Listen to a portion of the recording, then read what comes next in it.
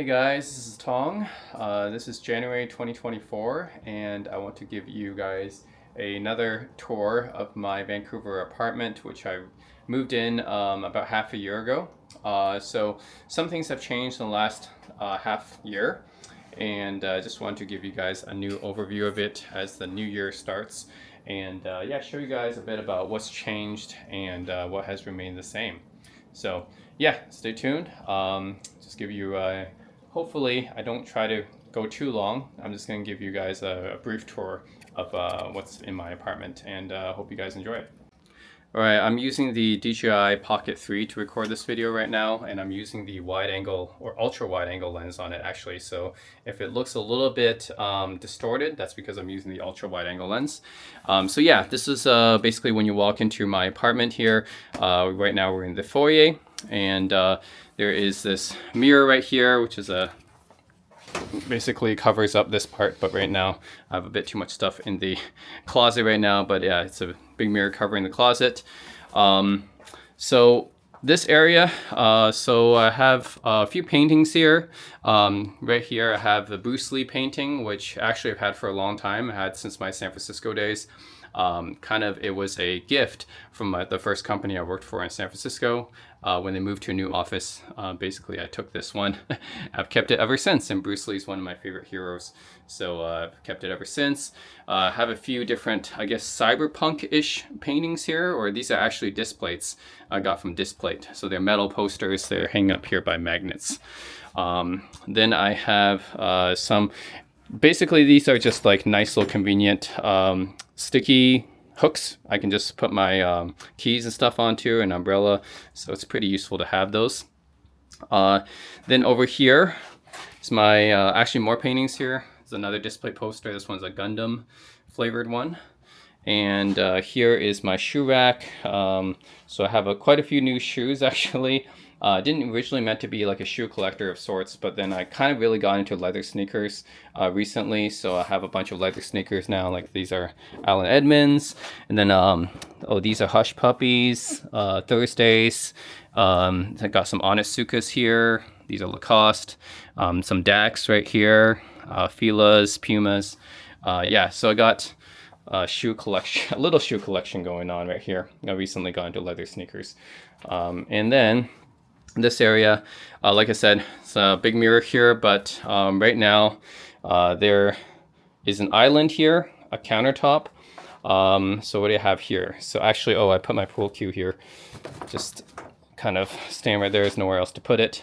My printer here, just because there's nowhere else to put it. It's an HP printer. I got some other cleaning stuff there. Over here is like I keep my documents and receipts in this drawer, and then down here, I keep some like tools and stuff down here. So this is like like a drill, screwdriver. This is like a whole bag of different tools and stuff. Yeah, a whole bunch of different tools like wrenches and screwdrivers and drills and everything, drill bits and all that stuff. So if I even need to do any handiwork, that's where all the tools are. Little dolly and thing right there as well. And yeah, this is my closet. A whole bunch of different jackets right here. Probably a little bit too much. I think I bought a little bit too much recently. But yeah, I got like leather jackets here. I got denim jackets. This is a Japanese denim jacket. This is actually a real Italian leather jacket that I bought in Italy. This is a Patagonia fleece vest. This is like a Korean blazer I got in Korea. Barber quilted jacket. This is my trusty Eddie Bauer padded jacket. Some more blazers there. So yeah, various jackets I got throughout the years. Also in here are, I think these are guitar cases and backpacks and stuff like that. Yeah, it's kind of filled right now, but I got like luggage here. I got like backpacks and stuff. I got guitar cases, a whole bunch of other stuff I put in there. It's kind of like filled up right now. And up top we have some other miscellaneous stuff I can't put anywhere else. Like maybe it doesn't fit in my storage. So yeah, just like miscellaneous stuff I couldn't fit in my storage right there. And yeah, this is like, I guess, basically my main mirror. Right now, although I can't even slide it fully properly because there's just too much stuff stuffed in there. But anyways, my main mirror, my foyer right now, guys. And if you go over here, Yeah, so this is basically my kitchen and my living room. That's what it looks like. Obviously not too unchanged from my last video, right? It's not like I'm going to completely redo this area. Then over here is my fridge. So this is a new fridge. It's not the original one. And that's because I wanted to have a bigger sized fridge. So the original one was very, very small and it was very compact. Wasn't enough for me because like this upper part here, this cabinet, the problem was that this upper part of this cabinet was like fully extended to like down here basically, which left very little room for the fridge. And fortunately my dad was here and he's a really good handyman. He basically cut that cabinet in half and he kind of created a new cabinet out of it. So this half-size cabinet, including like the doors and everything, that was all done by my dad. So he basically created a half-size cabinet out of that one, which allowed for like a bigger or actually taller fridge. Right now I think I only have like a grill in here, don't really have much, but yeah, that gave me a lot more space just to have a taller fridge. And this is an LG fridge, and it opens from this way. So fridge is on the top compartment right here, and then the freezer is in the bottom compartment right here. So yeah, this is actually a lot better than the previous fridge here, which was only like, the previous fridge was only like up to here, and then I could barely fit anything inside of it. This is still kind of a small fridge. It's still pretty narrow, but at least it's taller, so I have more room. And the previous fridge just did not have any room at all. Yeah, so apparently Vancouver condos are always built with these small fridge spaces for some reason, I guess, and they don't expect people to eat indoors that much, according to my friend. So yeah, that's unfortunate. Anyways, yeah, at least now I got a space for a bigger fridge. And over here is my countertop here. Have some stuff on it right now. So basically right here I just upgraded the rice cooker. So this is a new model Cuckoo rice cooker I'm going to do a video on. So this is a very advanced model of Cuckoo rice cooker because, so plug in here. All right. So it actually, yeah. So, you know, comes with voice functionality and everything. You show the time. There's so many different functions of this. See how many different functions this rice cooker have. It's a very, very advanced rice cooker model. So yeah, this Cuckoo rice cooker, very expensive model and does a lot of stuff. I'll have a video on that one later. Then here actually I have a Vitamix blender here, which works very well. I used it a few times. It's very easy to make like a shake or a smoothie from this thing. Fairly simple to operate. It's a Vitamix Explorian model, I believe. Vitamix makes some really like highly regarded blenders, so just got that one. I'll use it more in the future. All of these like the stainless pots and stuff are new. They're actually from Allclad. So Allclad is a well-known brand of stainless steel kitchenware. So I have like 2 pots and 2 pans by them. This is a nice wok I got from the local supermarket. It's actually a made in Japan wok, so it's a fairly good quality wok as well. So, oh yeah, that will go to sleep automatically. So yeah, it's a pretty nice wok as well. I don't actually like the stovetop that much. I think it's very inefficient. This area takes up, like this control area takes up too much space, way too much. They could easily make this smaller, and they could fit like a bigger heating element, because this heating element is way too small, and I almost never use this one. It's just for like a small pot or something like that, but I almost never use it because it's just way too small. I think they could have made this one smaller, the control smaller, and just fit a bigger heating element there. I have a kettle here by Cuisinart. Use it fairly often for making tea and stuff. Pretty useful. I also use this one fairly a lot too, this caloric air fryer. I actually use this instead of the oven now. So yeah, basically I barely use the oven. Instead, I always use the air fryer now. So this caloric air fryer, I think this is it's a fairly big one. Yeah, it's a fairly like, yeah. I don't know how many quarts or whatever this fits, but it is a fairly big one, so I can make some decent amount of stuff in it. All right, and then down here is the oven here, which, like I said, I barely use. This is all Whirlpool here. Came with the apartment. Barely use it though, so I don't really care too much about the oven. I use the air fryer a lot more now. 4 drawers right here. This one for utensils. This one is more utensils, I guess. Oh, this one's for other various kitchen stuff, and this one is for the rest of the Allclad stuff. So yeah. rest of the all-clad kitchenware. All right, cupboard up here. More stuff I don't really use that much. I have a Cuisinart griddler, egg cooker, and Hamilton Beach toaster. I don't really use them that much. I might actually think about selling those later on. Don't really use them too much. I have condiments and stuff up here. So as you guys can see, I'm a huge lover of soy sauce and hot sauce and vinegar. So I have a whole bunch of different vinegars, soy sauces, and hot sauces here. Those are like my go-tos. If you guys like want to have recommendations for soy sauce or vinegar or hot sauce, just ask me. Bigger cupboard here full of like cups and dishes and everything. Honestly, I don't really have enough space for a lot of this stuff, so you see I end up having to put like stuff like this oatmeal here right here, because this really isn't that much room for it to go elsewhere. Fortunately, I think I need more cupboard space.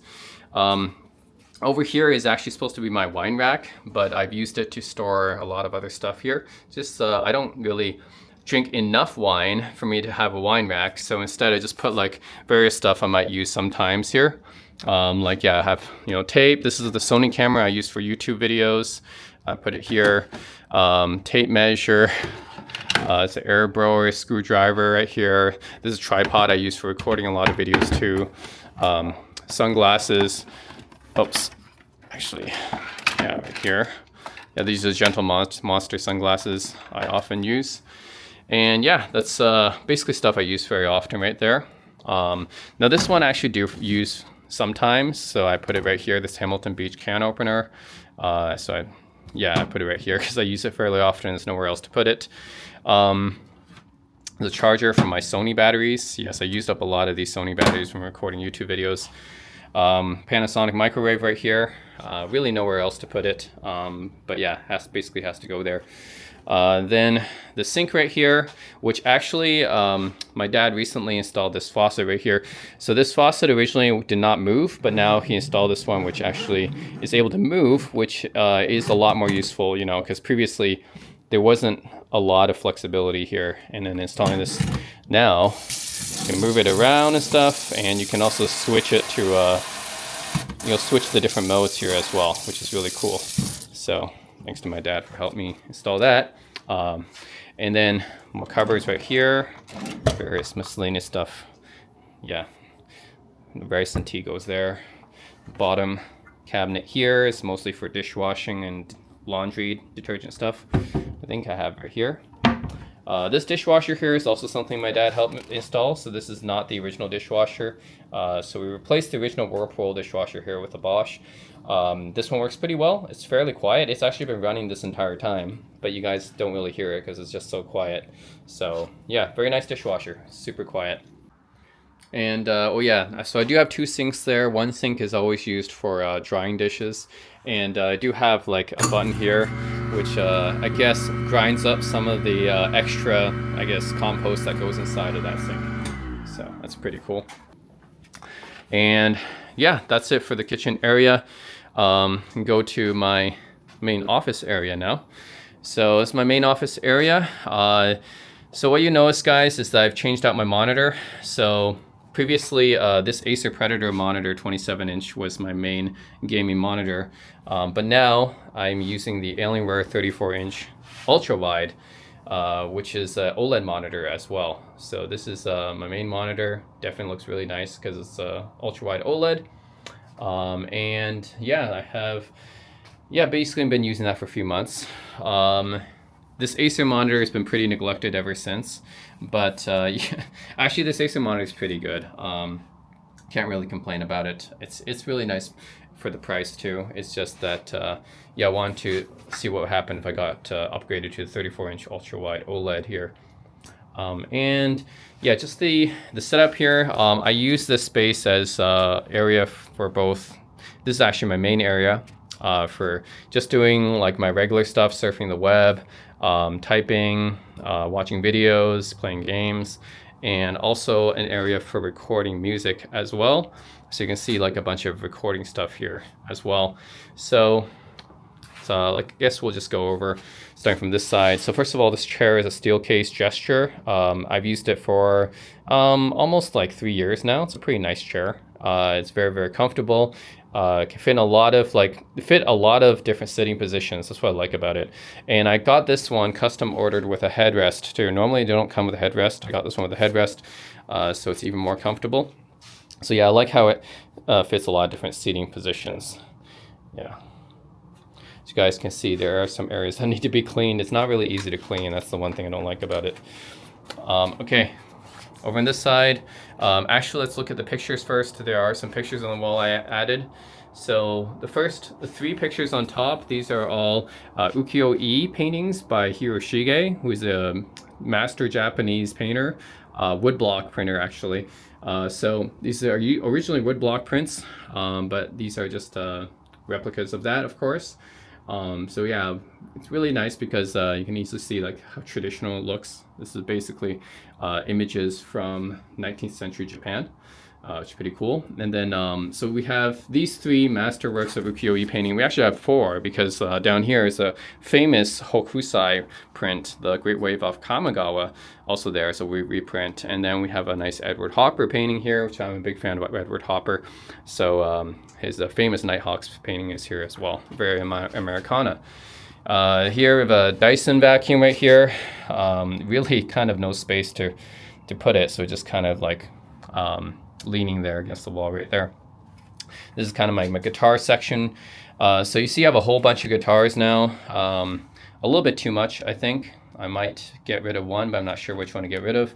But in the back, basically, you see actually it's so hard to see from here, but yeah, so in the back, basically this is the Gresh Electromatic. So Electromatic Center Block Junior, I should say. So that's a fairly new guitar I just got. Pretty soon I'll be upgrading this with the pickups and stuff. I'm looking to upgrade the pickups inside of it, but it's a really nice light guitar. It's a fully, not hollow, but it's a very chambered guitar, so it's very, very light. And I also really like the appearance on it. And then I have my Fender Stratocaster, which I played since 2009. This one has been a sentimental guitar I've had for a long time. And then this is the Duesenberg Joe Walsh. Oh, do we get this? It doesn't want to turn. Okay, so this is the Joe Walsh Alliance. I guess we'll just turn it like this for now. Maybe you guys can see a bit of it. Yeah, the Joe Walsh, Duesenberg Joe Walsh Alliance. So it's a Joe Walsh's signature guitar from Duesenberg, who's a German guitar company. Really nice looking guitar and really playable. I really like it, and I love the tremolo too. And then these 2 guitars here. This one is a fairly new one, some Magneto Starlux. Thinking about changing these pickups out to gold foils later, but it's a really nice guitar as well. And the GNL ASOS Special, also really nice looking guitar. So, and the acoustic here, the lone acoustic here is the Martin OMJM John Mayer Signature Edition, which I've had for a very long time. It's pretty used to that one. We're here. My different pedals and amps. So I have a BBE Benoit here. I have a Wampler Tumnus, which is a Klon Centaur type overdrive pedal. This is a Tube Steader Lightkeeper, another overdrive pedal, very big, but it's 2 powered, that's why. Cattle and Bread Epoch Boost, which is a booster. What are you doing like that? Okay. And then we have a Boss tuner right here. And then G-Town Holy Grail. This is a Dumble type overdrive. Maxon analog delay, exotic compressor, Fender Marine Layer reverb, and a Boss loop station, which is my main looper. So those are my main pedals. I'll have more detailed descriptions in a pedal board video soon. But yep. And then my Milkman 1 Watt Plus, which I've used since 2017. It's hand built by Tim Marcus from San Francisco. So you can see made in San Francisco, California. Had this for a while too, really nice amp. Good pedal platform amp. And I have a BB charger here to power all these pedals. All right, this area, let's just talk about this area, I guess. Starting from the bottom, I guess. So actually, my computer here, this is my custom built computer. This is using a LAN lead case. I just upgraded it to an Intel 12700K processor, upgraded the GPU to a 4060 Ti, and pretty much upgraded everything, the RAM, the hard drive as well. I upgraded the SSDs, and the PSU as well, and the motherboard. So basically almost everything got upgraded recently for this computer. Just got it down here right now. I have a foot massager down here. There's really nowhere else to put it, and I just put it down here. You know, sometimes might want to like, I guess, massage my feet while playing. This one is for the summer in case the summer gets really hot in Vancouver sometimes. So I have this like little fan down here, and I have a Rel T0 Mark III small subwoofer down here. It's a very small subwoofer, so it's the one that can fit down below my desk. And up here, yeah, you have the Alienware 34-inch OLED monitor, like I said. Creative live webcam. You see like 2 sets of bookshelf speakers around it. It's because I think that having these 2 sets is better than having 1 set. It's just better sound quality, louder, and it doesn't cost that much more actually. You might think 2 sets of bookshelf speakers cost more, but actually these 2 sets combined together cost less than the price of my previous bookshelf, believe it or not. So this is a Dali Oberon 1, and the one down here is a Monitor Audio Bronze 50. Together they cost about $900 US. And the bookshelf speaker that they replaced was the PMC DB1 Golds, which cost me $1,200. So believe it or not, these 2 combined together actually cost less than the cost of that 1 bookshelf speaker set I had before. And this, of course, this sounds louder and to me better quality than just having 1 set of bookshelf speakers. And the reason I can have 2 is because I have this Rotel Rotel A12 amp driving both of these speakers. So I can turn one of these speakers on just by having set A, or I can turn just the second speaker on, or I can turn both of them on, which is what I usually do, or I can not have any of them on and just listen to it with my headphones. But I actually have a headphone amp for that. That's my FiO K7 right here. I have a standalone headphone amp. But if I want to use the headphones, I can just turn both of these off. So the Rotel is just a really versatile amp, the A12. So it's pretty nice and easy to adjust the volume right here.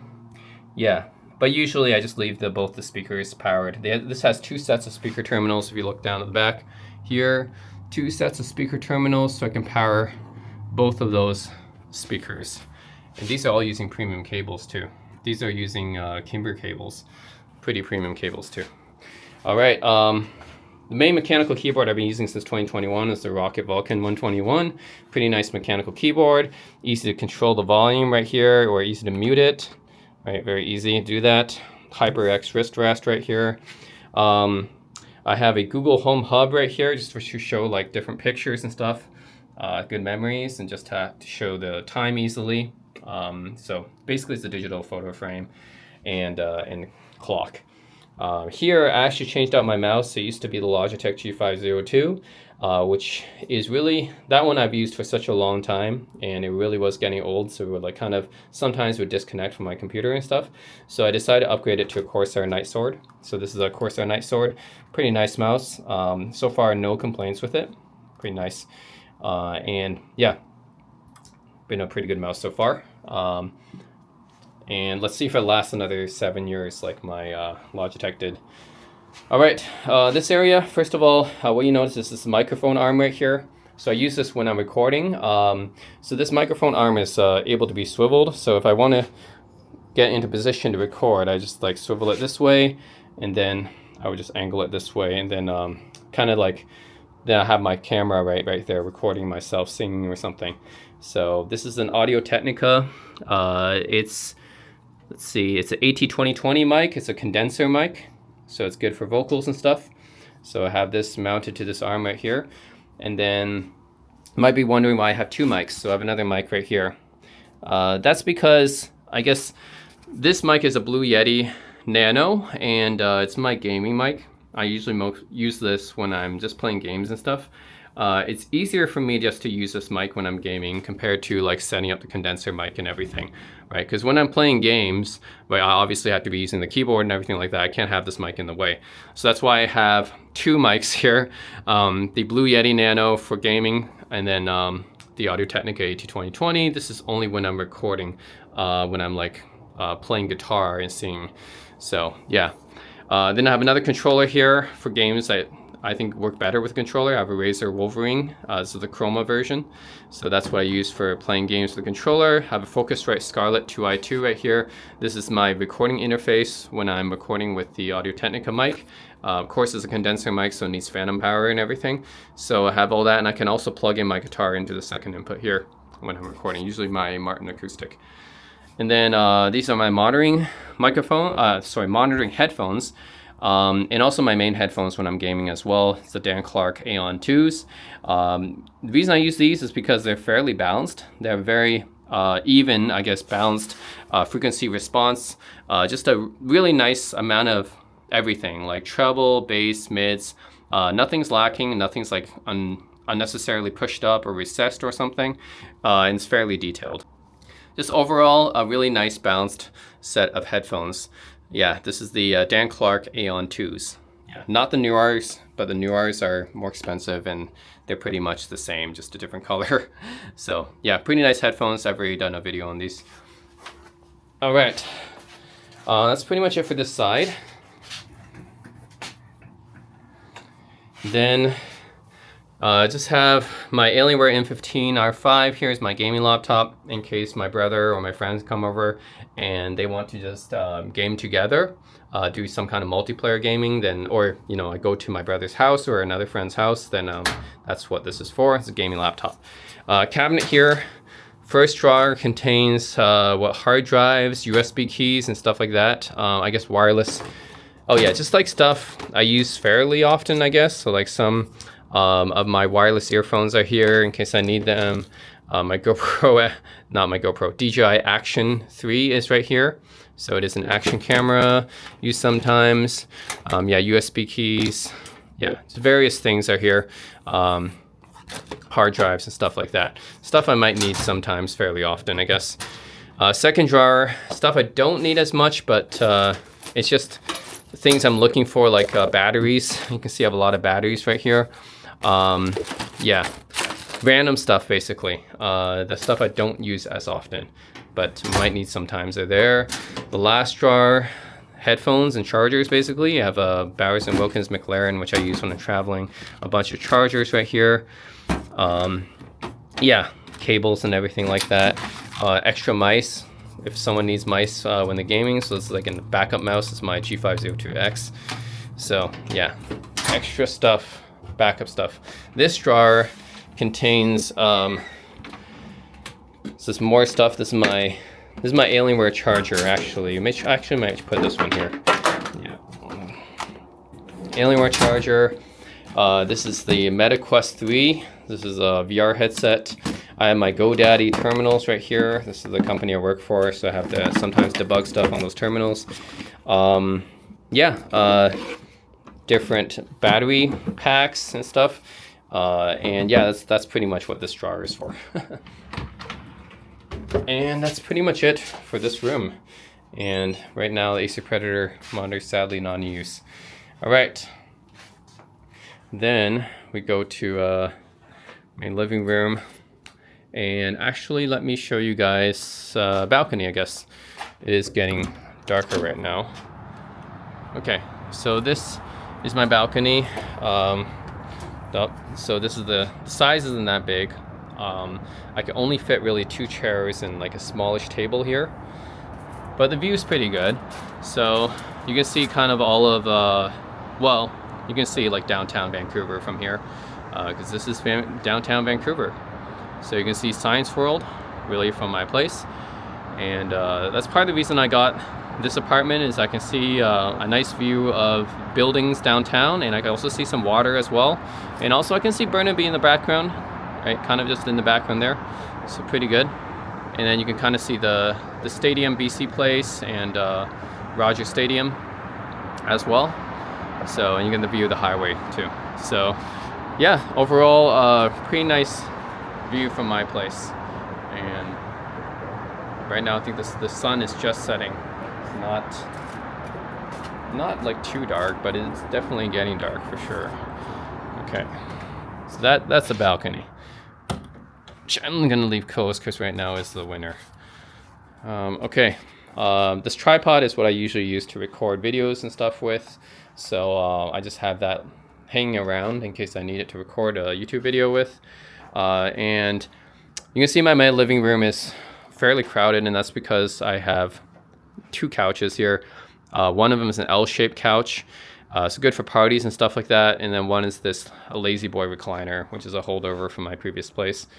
Yeah, I haven't really felt like taking any of these out. I know they kind of make my space look crowded, but I kind of want to have both of these things, and then have the center coffee table, right, which is also from my previous place. Yeah, so let's go over actually this area too, because this is kind of like a bar type seating arrangement, but it's actually my dining table. So I just replaced the 3 chairs that were here before were very old and falling apart. So I basically replaced them with these 3 bar type chairs. They're nice vinyl cover chairs, which I like. And yeah, you can see that they're obviously in this kind of bar seating arrangement. So they look like bar chairs basically, but they're nice and comfortable. They have like armrests and stuff, you know, kind of vinyl material, pretty comfortable. So yeah, this is just basically my dining table here. All right, have like another cyberpunk little painting right here, and then I have oh, these are some lights here that was already part of the apartment. They look pretty cool too, right there. And a view of Seoul, South Korea. It's kind of like a nice art right here.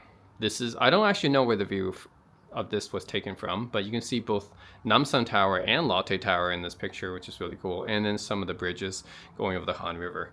It's a nice view. And then this is actually old painting I've had for a long time. You guys might have seen it, some of my San Francisco videos, but this is a view of Lake Tahoe in the winter. So yeah, I've had this in my old San Francisco place before as well. Shot of Larry Bird and Magic Johnson, 2 very famous basketball players right there. And let's see, right now, yeah, so I was actually reviewing this retro game stick thing for a YouTube video. So I have this set up in my living room right now. It comes with these really 2 cheap controllers, but it's basically like a, yeah, it's like an emulator, right, for different games, arcade games, console games and stuff. And I have my portable monitors set up right now to test it with. So I think that's why I have this set up right now, as I was reviewing that. Yeah, so I'm going over this Lazy Boy recliner. It's pretty cool. I didn't want to sell it because it was very expensive. It costs like $2,000 US. And I got this upgraded with this nice covering as well, which is a spill resistant covering. So that was an upgrade. And then also this was an upgrade too, because originally Lazy Boys, they come with a manual lever to kind of like get the reclining part section up. But I didn't want to have a manual lever, right? That's very old school. I want to have an electronic one. This one also comes with a USB charging port. So yeah, once I have an electronic one, you know, that's obviously a lot more preferable to having like a manual lever thing, right? That's like buying a car with those manual roll down windows, right? Of course, going to buy one of those. You have to get one of the electronic ones, right? Get power windows. So of course, I wasn't going to buy a Lazy Boy recliner with those manual levers. That's, you know, what am I, from the 1970s? Like, come on. You got to have the electronic recliners. So yeah, that's what it does right there. Another USB charging port on the side. People always ask what this area is for, because it looks like, you know, like a server room, and it is. It's basically like a server room. So let me explain. Going over, I guess, let's just start from the Nintendo Switch. This is obviously Nintendo Switch. It's an OLED model. So I have Nintendo Switch OLED right here, kind of just resting on top because there's nowhere else to put it. And then all these different these devices right here are NAS servers. So that's including all these. This is like 4 of them right here, like stacked on top of each other. These are the big ones, and then I have I guess 6 smaller ones. That's because these ones are 4 bays. So I have four 4 bays stacked on top of each other, and then I have 3 more 4 bays, but these are smaller 4 bays. They take in smaller hard drives. These ones take in 3.5 inch. These ones take in 2.5 inch drives. So that's why these ones are smaller, but they're also 4 bays. And then I have 3 more smaller ones, and these ones are 2 bays, but they're 3.5 inch 2 bays. So in total, I have 6 different NAS servers here. They're all from Synology. So the Synology disk stations, I have 10 of them. And that's why do I have so much? Because I have a lot of videos and photos and YouTube videos and games and all sorts of stuff I put on these things. So it takes up a lot of space. Down here, these ones are resting on top of a big object, which is a Martin Logan subwoofer. So Yeah, you might not know that's what it is, but it is a subwoofer. It's just a subwoofers are big, right? So that's why these are all kind of resting on top of it. It is a mess of cables back here. You guys can see how much of a nightmare it is for cables. They all had to be connected to the network too, so they all have Ethernet cables in addition to power cables coming out of them. Thankfully, this area I have a Belkin and an AudioQuest, Power Quest right there. So that's a little bit neater here, but still, you know, you can see just how many cables and power I need, right? That's a lot. And then here I have a PlayStation 5 with the PlayStation 5 charger and controllers up there. And then I have my modem right there. So that's what all that stuff is. These shelves, my dad actually helped me put these on. He actually did put these on. And they are basically just storing some games right now. The games I commonly play. These are not all my games, just a subset of my games that I commonly play.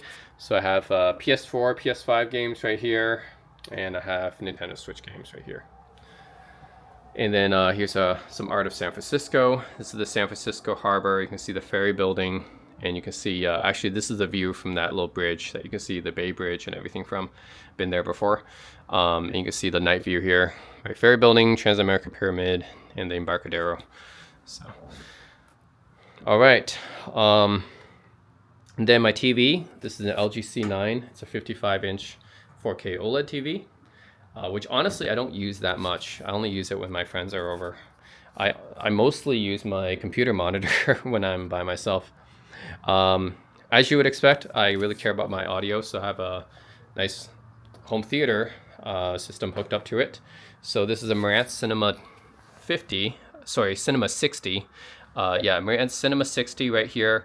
It is a pretty big receiver, but I upgraded it from my previous Marantz, and this one sounds better, of course. It's more powerful. It's 100 watts on 7 channels, so it's pretty powerful. And yeah, it's basically powering all these speakers here. It's powering the subwoofer, so the Martin Logan Dynamo 400 subwoofer. The center channel speaker is a Martin Logan 8i, and then the two main fronts here are Neat Acoustics Ministra speakers. Pretty expensive speakers. They got nice ribbon tweeters on it and everything.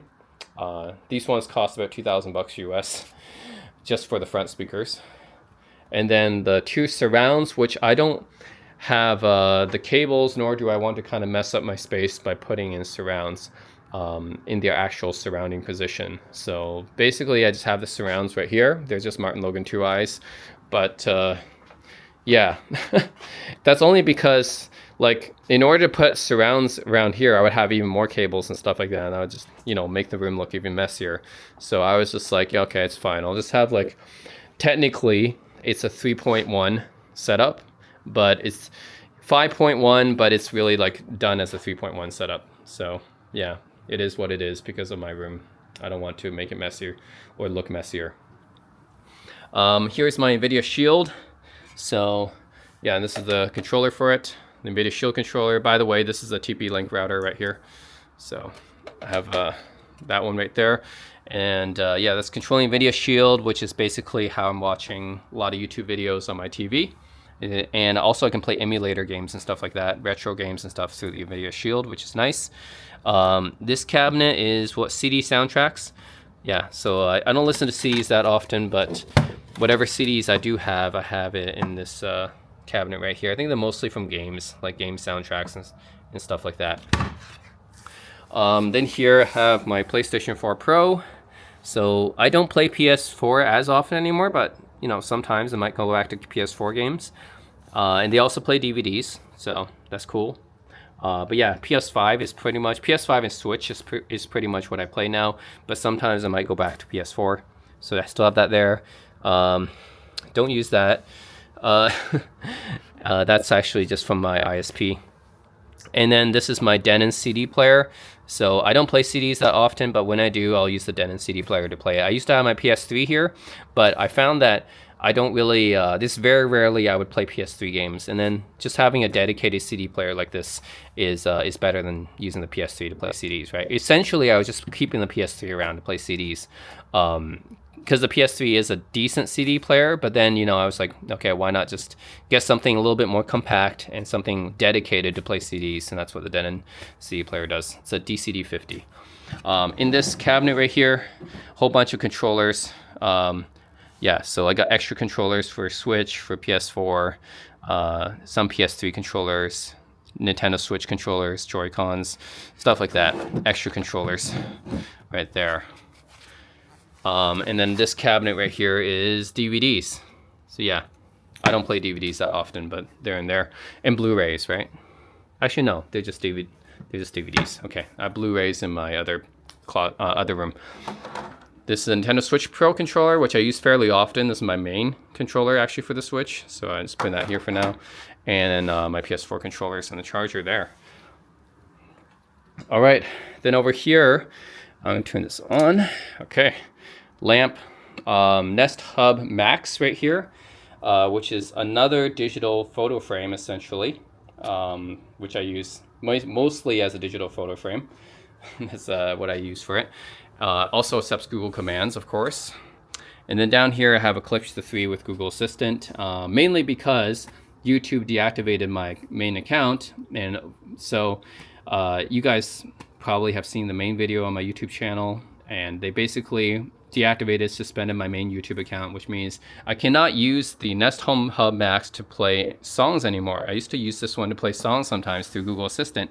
Since I can't use this anymore to play songs through my main account, that's what this Google Assistant is for. I use it to hook up to my alternate Google YouTube account, and I use this one to play my songs. I know it's kind of annoying, but that's what I have to do in order to play songs. I still want to have my pictures from my main account, but I can't use it to play songs, so I use this one instead. And plus, it does have better speakers than the Nest Hub Home Max, right? Better speakers, and it looks better because, you know, Klipsch always makes nice looking products, and they make nice sounding products as well. So yeah, this is a Klipsch 3 with Google Assistant. All right, that's pretty much my living room here. Oh, now you can see it's got completely dark almost.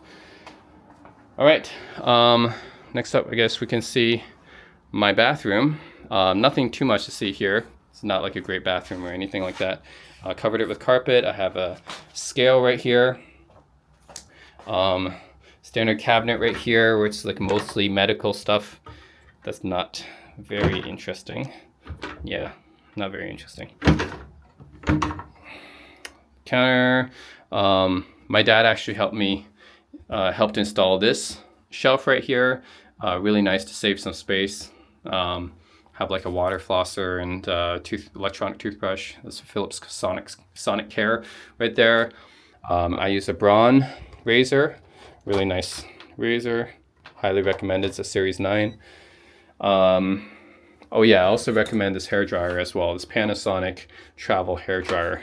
Works really well. It folds up too. So that's why it's called a travel hair dryer. It can fold up. And yeah, so Miragan, hello, you guys. Then my dad actually helped me install these shelves too. Also saving space. These shelves weren't here before either. But he helped install these. So yeah, more space to put stuff, like basically skincare stuff, cologne, shampoo, that kind of stuff. Toiletries, I guess is what we would call it. Plants here is another painting by Edward Hopper. And yeah, it's my bathtub here. So yeah, much here. Also I guess the only other thing that would be interesting is this toilet here, which is actually a Volvo toilet. It's a washlet. You know, you guys know the Total Washlet. It's a Total Washlet clone. So it's by Volvo, which is this Korean company that makes this cheaper copy, I guess, of a Total Washlet. And works pretty well, actually. Yeah, like you can use it to spray. I mean, this is like a bidet, right? It's a bidet. So there's one for like girls, and then because girls, I guess, have a different way of spraying than guys. And the guys have a version. You can control. You can have a turbo wash. You can dry it. You can heat up the temperature on the seat. You can like adjust the water temperature. Yeah, and you can adjust the nozzle position, I guess. You can have an LED light right here. So you can see it lights up. So yeah, overall, highly recommended actually if you guys are looking for a bidet. The Volvo Washlet, I guess pretty cool. All right, next up, let's go over my bedroom right here. So actually this painting right here is also from Displate right here. Nice little Japanese style anime painting. So go in. Actually here, I've changed some stuff out as well. So my bed sheets have been changed to Egyptian cotton bed sheets, which are really nice. I like them. And then the comforter, first this is a down comforter. So previously it was like a microfiber synthetic. Changed it to a duck down comforter with a muslin cover. Very, very soft. Really recommended. This is all from Silk and Snow, this Canadian bedding retailer. Really nice. I really like that. The mattress is already pretty nice. I've talked about it in my previous videos before. It's a Simmons Beauty Rest memory foam. I've had it for about 4 years now. So still very, very comfortable to sleep on. Highly recommended. Got this all from Sleep Country. And also this from Sleep Country too. This entire bed frame, including this headrest part right here. Also something I highly recommend is a nice pillowcase. So this is a pure silk pillowcase from Silk and Snow.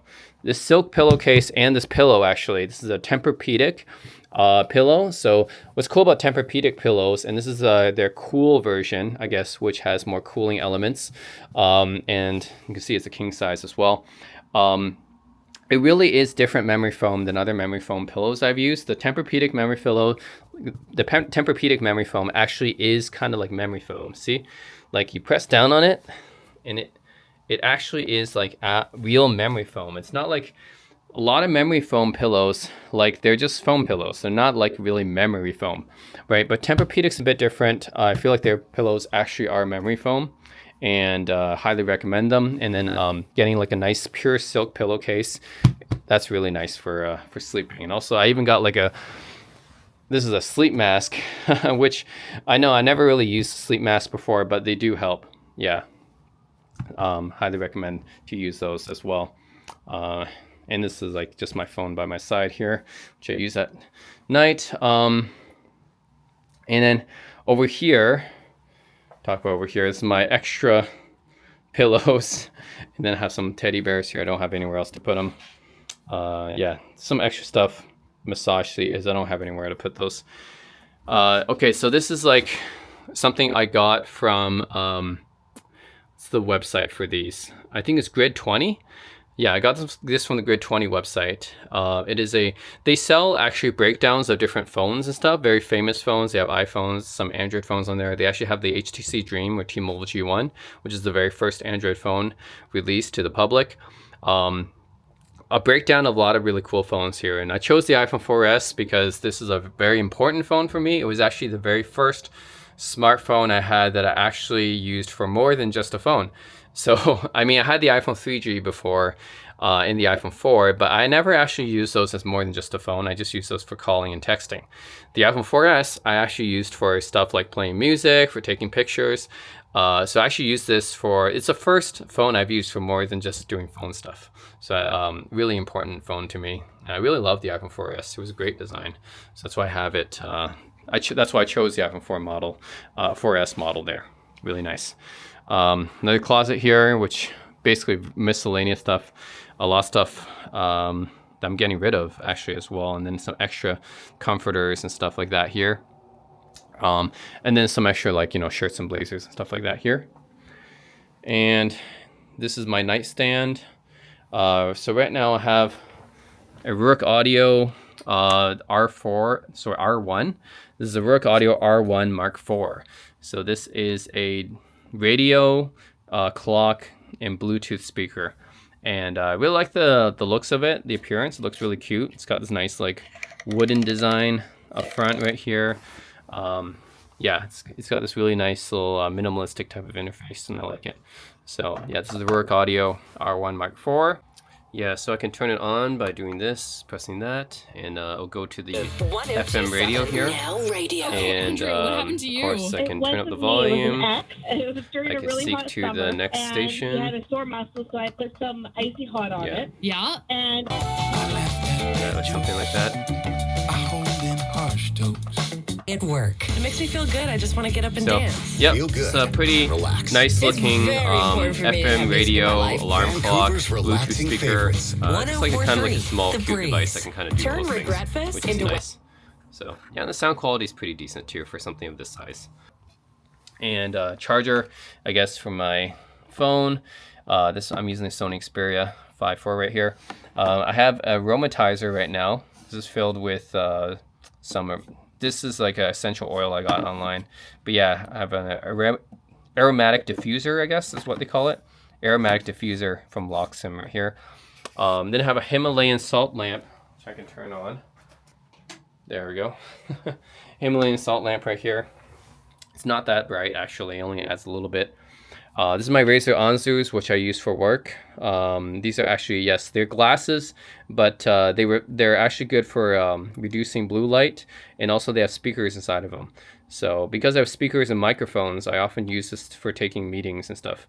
So it's a really nice pair of glasses for work, actually, for taking calls and Zoom calls and stuff like that, because yes, okay speakers, I guess, for a pair of eyeglasses. I don't use this for listening to music, but for just listening to a Zoom call or something is nice, and has nice built-in microphones too. And remotes, I guess, for the Google TV and for the Yamaha amp, which I'll show in a bit. Also, this nightstand comes with chargers, so I have a bunch of chargers right here hooked up. It has some USB cables and USB ports in here as well. All right. Then here I have a bunch of my laptops here by my bed table. So I have my main laptop I use, which is the HP Dragonfly Elite G3. Done a video on that. My work MacBook right now, which is a MacBook Pro 16. Then I have my MacBook. This is my personal MacBook. This is my work MacBook. So my personal MacBook is a MacBook Air M2. And then I have the Asus ZenBook Duo, which is my backup gaming laptop right here. I take this one usually when I'm traveling. Then in this cabinet, we have, I don't use this remote, but it's for the LG TV in this room. They have a GPD Win Mini right here, and AN Neo Air Pro, which are both kind of handheld gaming PCs. I use them sometimes when I'm just gaming on the bed.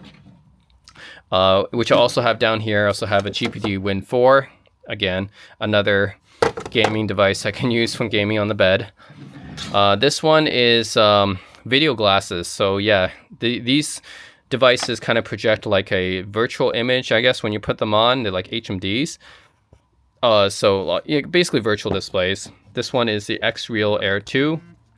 Basically, you plug it into any device with a USB-C video output, and then it'll output them to these glasses.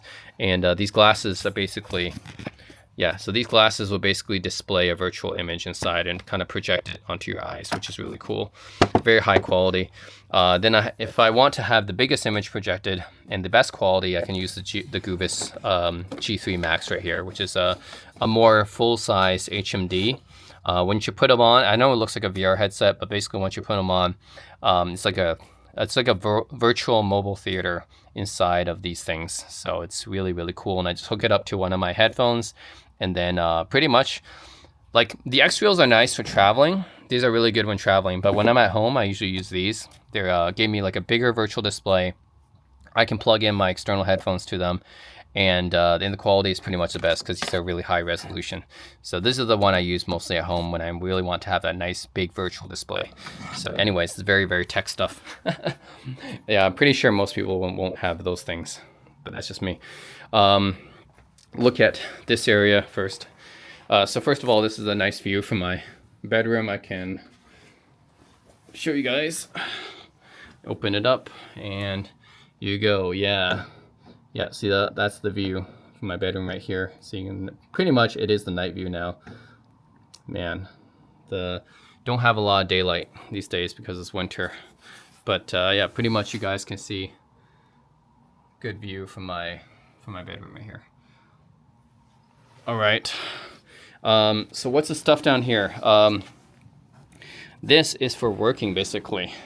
So once I put this up on here, I put my laptop on here and I just work from my bed. Yeah, so that's why I don't really use that Acer monitor in my solarium anymore, because like basically my office is just on my bed now. So I know it's kind of crazy, but this thing is just like a foam desk. So I just put this here and I put my laptop on here and I just work from my bed.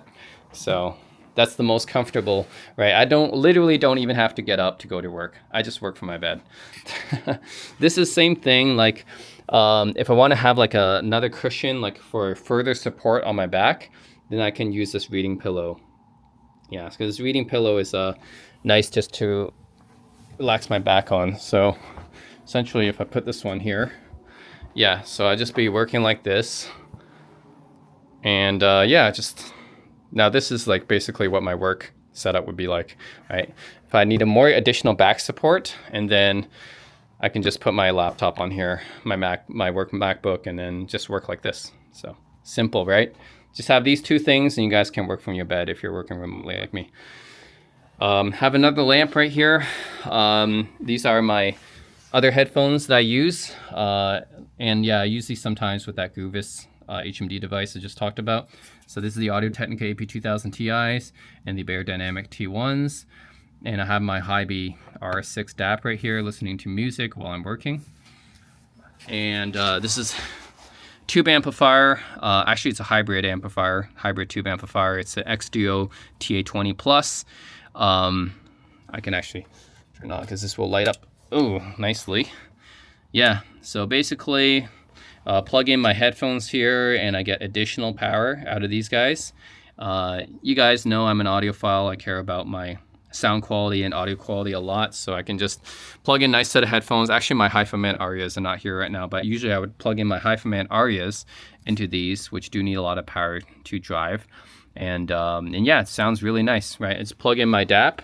My DAP would plug into the back of this as a source, and then it uses a DAC from my DAP, and then this is the amp, right? So these will just power and drive any headphone because has 2 watts of power on tap, which is pretty good.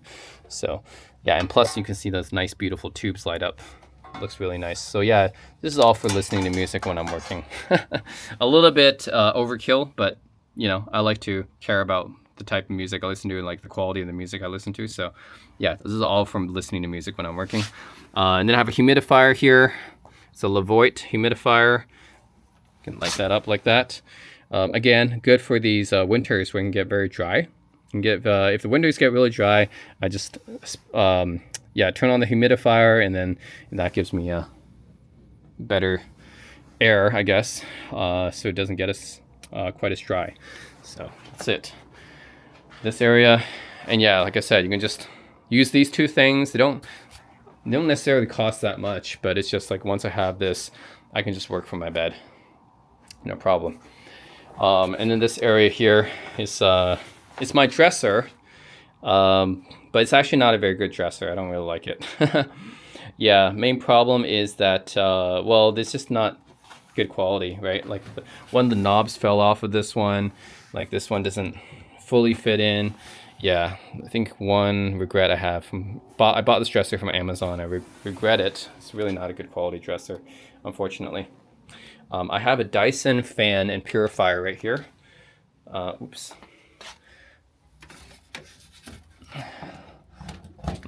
Okay, here we go. All right, there we go. Yeah, I have a Dyson purifier and fan. So it's a combination fan and an air purifier. Let's see, down there, does this job pretty well.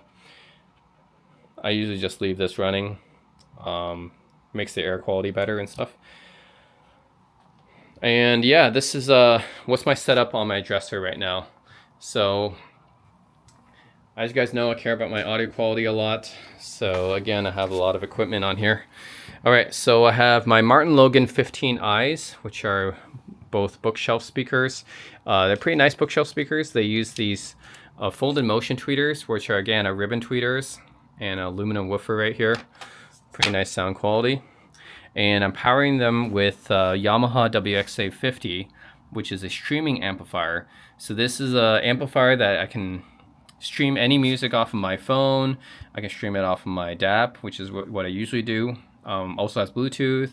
Also connects to my TV, which is my bedroom TV. It's an LG 27-inch. It's a small TV, but you got to understand I don't have much space here for a full-size TV, and I can't wall mount anything because of this mirror, which again, hello guys, I'm in my bedroom right now. So yeah, I can't wall mount anything because of this mirror right here. So I had to get like a smaller size TV. So it's a 27-inch LG. Not a great TV or anything. It's a cheap TV, 200 bucks, but whatever. I just needed to have something in my room, right? Watch, if I wanted to watch some Netflix or YouTube videos or something, I can always turn that on. And yeah, this one has an optical input, which connects to the TV, which is nice. And it has a streaming input, has Bluetooth as well, and it has the RCA input, of course, which I use to connect my phono. This is my phono amp preamp. It's a Cambridge Audio Alva Duo. So it's basically a phono preamp that can it basically amplifies like moving coil and moving magnet phono cartridges. So that's what this one does. And it's connected to my turntable, of course. This is a Rega Planar P3. This is a pretty expensive turntable, actually. It's $1,000 US without a cartridge. And then in order to fit a cartridge in, it has to be a pretty good cartridge, right? So I got a moving coil cartridge, and it's a Hanna SL, which is another 400 or 500 bucks. So in total, this is like a $1,500 turntable. So it's pretty expensive. Of course, I had to hook it up to a nice phono preamp, which is what the Cambridge Audio Alva Duo is. Not like a expensive preamp, but it's a pretty decent one. And then that all goes through the Yamaha, which, yeah, the TV goes to the Yamaha. It all goes through these speakers right here. And yeah, this is a pretty nice turntable. It's Rega Planar, so actually the power button's down here.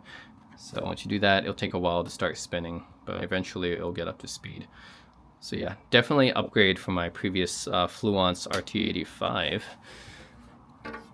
Yeah, so I always have like the current album I'm playing right now. I guess currently I'm playing Al Green, but yeah, of course it depends what music I'm in the mood for.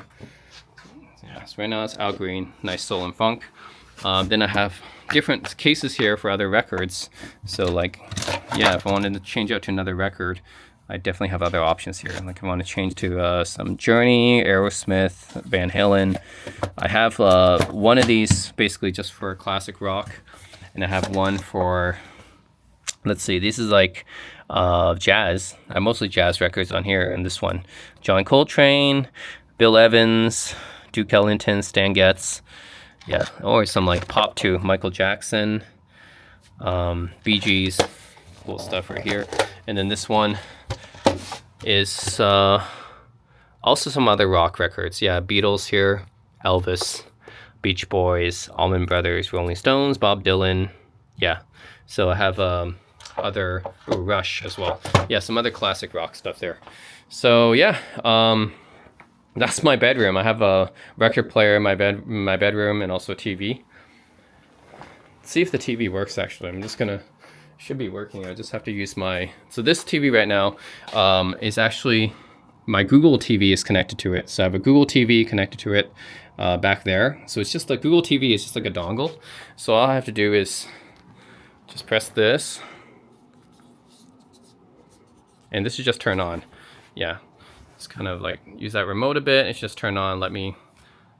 Yeah, see, and it just goes to essentially Android TV, because that's what Google TV is. It's Android TV.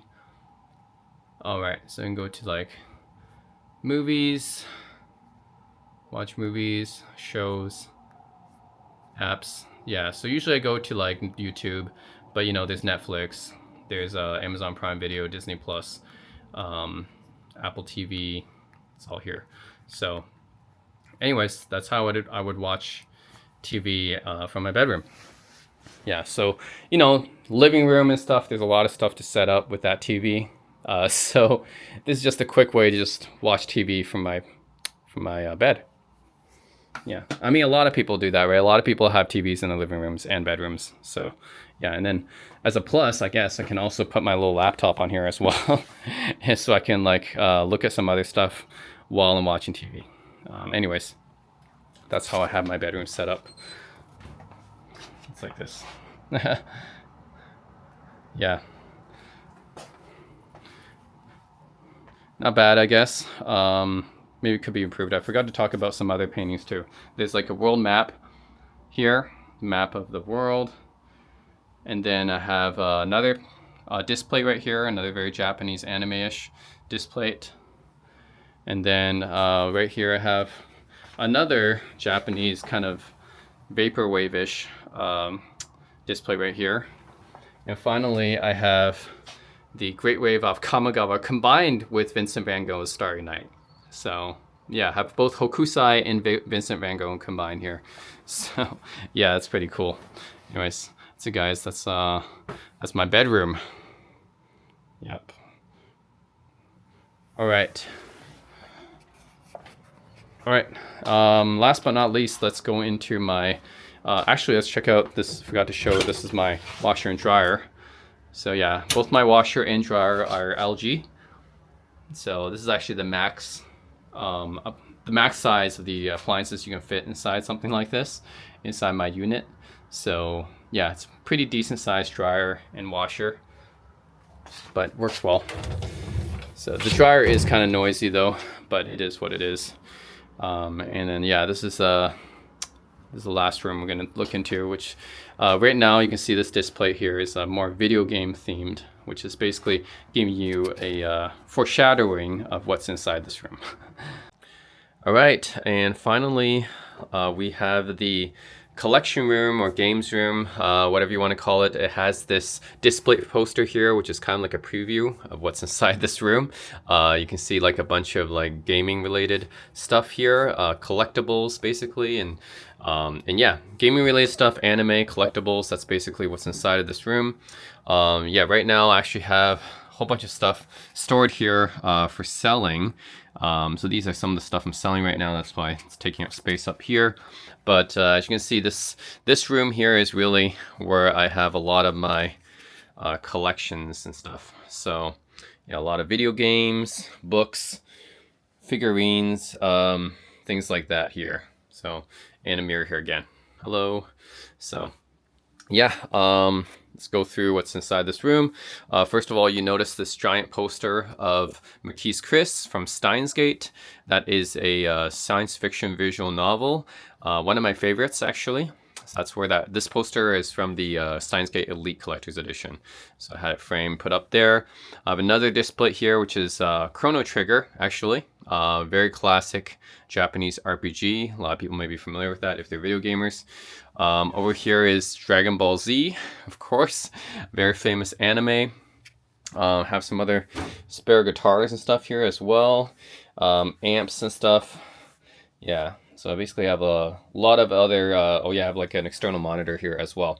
So a lot of my storage stuff, I guess, is here as well. Down here basically is where you'll find a whole bunch of my cables. This is basically USB cables. And down here, I think this is where, some of my plushies are stored. In this one, and then this one is just USB cables and stuff like that. All kinds of USB cables, micro USB, mini USB, and full-size USB and USB-C, of course. Again, have some stuff that I'm selling here, like amps and stuff like that. It looks really kind of like a warehouse. That's what this room looks like. Here I have a whole bunch of like carrying cases and yeah, more cables, guitar cables and stuff like that here. So again, more storage stuff.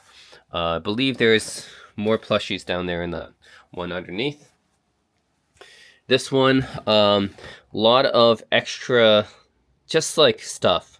It's hard for me to explain exactly, just all sorts of stuff here, like adapters and cables and everything. Yeah, so you can see just all sorts of stuff, adapters and cables and everything here.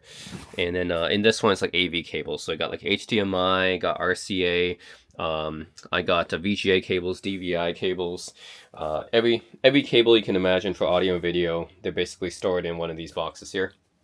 And guitar cables as well. Yeah, pretty much all the audio video related cables and USB cables all stored in one of these buckets and containers. Then up here, right beneath the poster here, have like Dragon Ball Z figurine here. That's Goku, Super Saiyan Goku, of course. Got him from the Xenoverse 2 Collector's Edition. Beside him is Bruce Lee. This is a limited edition figurine from Interbay, really nicely detailed. One of my heroes, of course. Bruce Lee, Dragon Ball Z. This is like some of my biggest influences when I was growing up, anyways. And then have some basketball related stuff here, figurines here. Got Jerry West from the. Actually, these are all LA Lakers until here. So this Jerry West, the logo, iconic, legendary basketball player. Same thing with Elgin Baylor here, Mr. Elgin Baylor, another basketball legend especially for people who are interested in basketball history. I think these two are really interesting. Kareem Abdul-Jabbar as well, another older player, famous for his skyhook, which is what he's doing right here. So actually, Jerry West and Elgin Baylor, Kareem Abdul-Jabbar, all three of these figurines are actually signed by them. So they're actually very collectible because they have their actual signatures. Mr. Elgin Baylor not even being alive anymore, and both West and Kareem very old. So these are going to become very collectible. And Magic Johnson, one of my favorite players from the LA Lakers. Over here is Shaquille O'Neal. Right, another legend, and then have Larry Bird right here, another basketball legend from the Boston Celtics, also with his real signature, and of course Michael Jordan, the most famous and greatest basketball player, but unfortunately don't have his real signature. It's just a copy of his signature, but gotta have Michael Jordan, right? He's so iconic. So yeah, that's basically all my basketball figurines there. So actually these two drawers here are for some collectible stuff. So the first drawer here is basically my UMPCs and phones here. I actually have more. So if you guys look at the boxes, the shoe boxes up here, all these shoe boxes contain collections of different laptops and micro PCs and phones.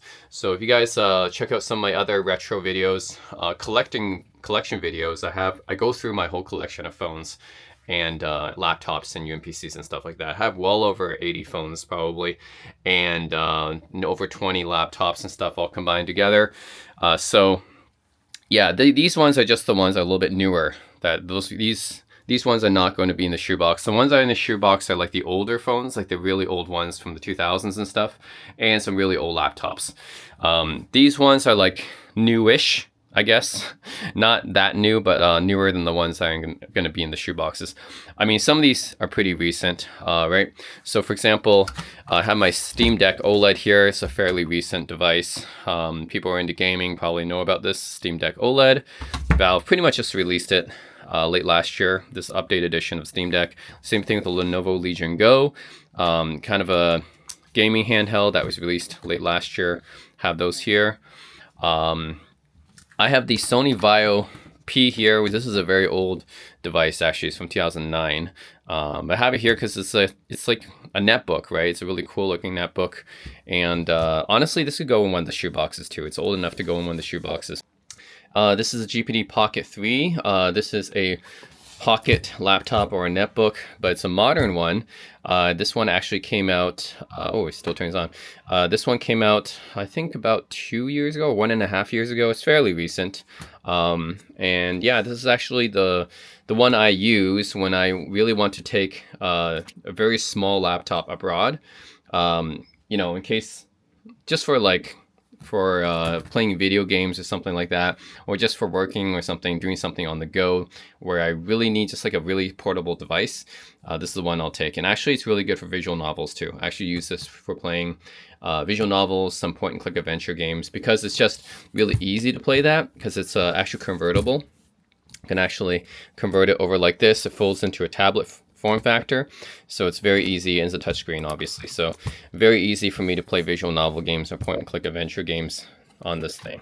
So yeah, I often actually bring this abroad with me. This is probably out of all my UMPCs, I should probably bring this one the most, or netbooks, because it's it's pretty much a fully fledged laptop. It's just really tiny, so it's really, really cool. Yeah, to me, it's it pretty much has all the functionalities of a laptop, just in a really compact, small form factor. This is the Razer Edge. It's pretty much a replacement for my old Razer Phone 2, and really just used for emulated games. So I have like my Nintendo, Super Nintendo, GBA, all sorts of emulators on this thing.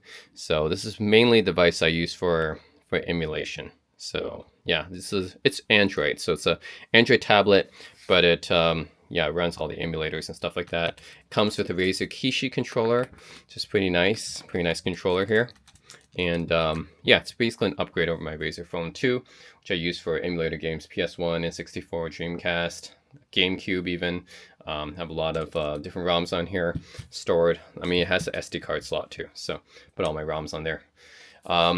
Here, have Nintendo 3DS.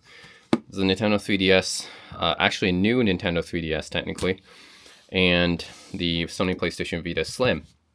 Both of these are other gaming handhelds. I don't play them as much as the Nintendo Switch, obviously. These are older gaming handhelds, but they do still have some games that are specific to them. So, like, especially 3DS. 3DS is a lot of specific games because it's a very unique handheld, right? Does the 3D thing. Vita, most Vita games are available for PC and Switch now, but there are still a few Vita exclusives, I guess. Like Akiba's Beat, for example, is still Vita exclusive. Not many, but there's still some Vita exclusive games. And yeah, 3DS has a lot of exclusives still. And then, yeah, some of these phones are definitely newer phones here. I actually forgot about this one, and people ask about this one. What is this thing? This is a Playdate. So it's actually a gaming handheld. It runs these black and white games, which are actually, I would say these are more like time killer games. Like they're fairly like small games that you just play for maybe a few minutes at a time, not for a long gaming session. So this is like one of those small like gaming handhelds you pick up. You play for a little bit just to kill some time on a bus or subway or something like that. Just for a short kind of way to kill time. And it's a really cool looking device. I mean, it has like this little crank thing, which is a really cool control that you don't really see in pretty much any other handheld. So it's definitely really unique that way. So yeah, people ask about this device because it's so distinctive and unique. It looks like a kind of a mutated Game Boy in a sense. But yeah. And yeah, here you have actually GPD Micro PC, which is technically a UMPC. This is actually a full-fledged computer as well. It's a very tiny laptop, essentially. Yeah, so if I get up there. So yeah, it looks like this. Very, very cool laptop. Trackpad right here, left and right buttons. It really has a ton of ports too. It has like 9 different ports inside of it. Connect to pretty much almost anything. Yeah, just another really small computer. I mean, I have the GPD Pocket 3, which is actually a more powerful computer than the Micro PC. I use the GPD Pocket 3 usually, but if I want to have like a small, powerful netbook. But the Micro PC is just still really cool because of how tiny it is. Just, I mean, look at this. This is tiny even compared to the GPD Pocket 3. Just a really tiny laptop with a lot of ports. So that's really, really cool and interesting. So I still have that one. And yeah, they're mostly here are kind of newer phones here. I have the Motorola Razr Fold. This is the first generation from 2020. This being the very first vertical foldable that was available on the market. Yes, before the Samsung Galaxy Z Flip. So yeah, the very first vertical foldable, I would say. Not foldable in general though. Samsung Galaxy Fold 1 came out before this, but as a vertical foldable, this was the first, and still got a really cool appearance. The new Motorola Razr ones with the Plus, I think, with the giant screen across here, doesn't even look like a Razr anymore. I'm actually honestly not very interested in it because it just looks like it's basically 2 phones in one, which is cool, but it doesn't have that Razr DNA anymore. This one actually still looks like it looks like an evolved form of the Razr, because that's what it is, right? The classic Motorola Razr look, and this phone still has it. But the newer ones don't really look like a Razr anymore. That's why I still like this one. I still like this first generation, still looks very much so like a Razr, just a foldable version. Other really cool phones here. The Unihertz Titan Pocket looks like a updated BlackBerry Classic, essentially, but it's by a Chinese company, Unihertz. Pretty cool for people who like the old school BlackBerry look. Have the Planet Computers Cosmo Communicator here, which is kind of like a spiritual successor-ish to the Scion MX series, as well as some Nokia communicator type devices will have something in common in terms of design language. So it's really cool. For that, this is 2 displays, one inner display and this outer display right here. Really cool. And this actually, yeah, this is like a kind of a notification screen that kind of acts like a smartwatch type of thing. Really cool. This is actually the most updated Planet Computers device, which is the Astro Slide. You can kind of push it out, and yeah, you kind of like have it just kind of rock up like that. It's called a rock up slider. So yeah, definitely reminds me of some of the older Nokias, maybe the Motorola Droid from back then. It's really cool how it does it, and it has the same Scion keyboard. So yeah, it's a pretty cool slider phone. This is the newest one by Planet Computers. I actually don't even think it's different than the Cosmo Communicator. I don't actually think it's necessarily better in every way. It is the newer updated model, but I still have the Planet Computers Cosmo Communicator because this one actually has better support than the Astro Slide, and I think has better build quality too. So this actually like has some aluminum and stuff on here, magnesium, whatever. This one is just more plastic, so it looks pretty high, like elegant here on the back, but it's actually just plastic. Whereas the Cosmo Communicator actually does have a nice aluminum magnesium back here, so that's pretty cool. iPhone 12 mini here, just for an Apple device, right? This is actually my only iOS device here, and I really like the iPhone 12 mini. This is like got the full capabilities of the bigger phones. Just it's tiny. It's well, it's relatively tiny compared to today's smartphones. This is actually the size of the older smartphones, like 10 years ago. iPhone 5S, right? iPhone SE. I really like to have the smaller, compact form factor. I know it's considered small by today's standards, but it's a nice throwback to what smartphones were like 10 years ago. This is the LG Nexus 5. It runs Ubuntu Touch, actually. It's pretty cool. Actually, I added a few more phones because there were some newer phones here that were missing here from before. But yeah, anyways, this is the LG Nexus 5. It runs Ubuntu Touch, actually. This particular version, I installed Ubuntu Touch on it. So yeah, that's, I guess, the interesting part of this phone. But the phone itself is pretty old. It's from 2013, so it's over 10 years old. But this is just I guess, the latest phone that I could find that would be fairly cheap and easy to install Ubuntu Touch on.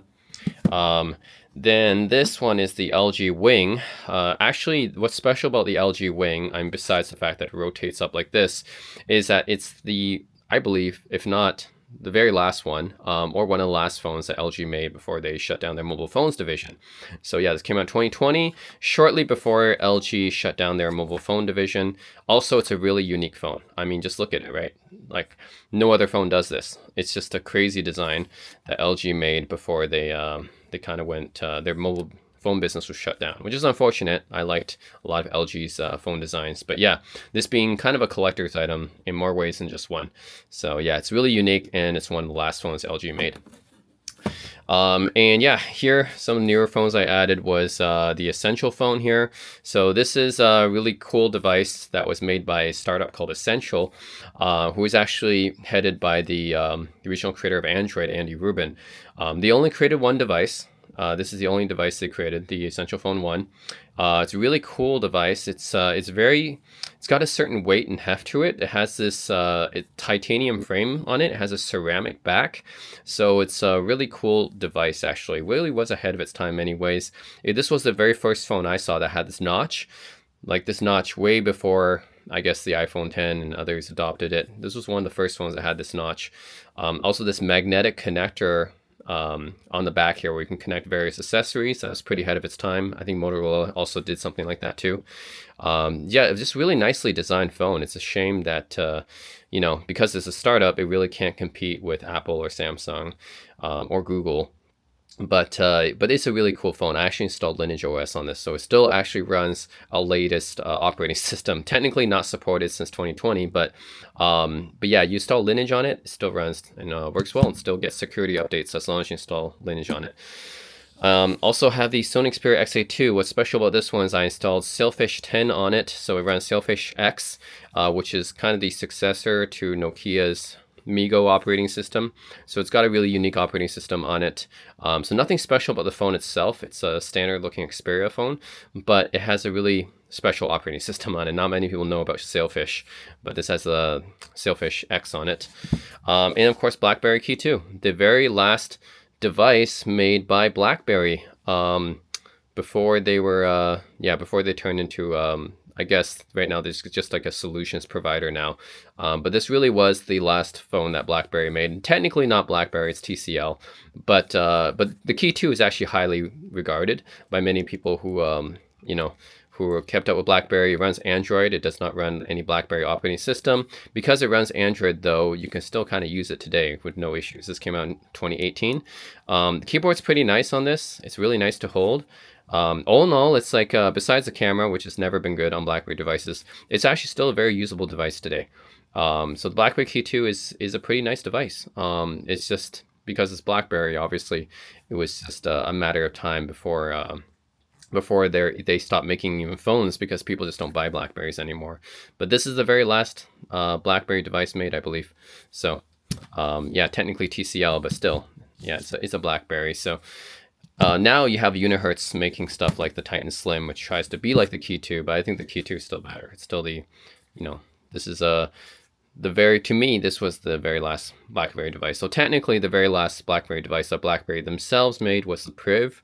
But the Priv was, I would consider the Key 2 probably a more well-received phone than the Priv. The Priv had a lot of issues, although it was kind of cool in its own way too.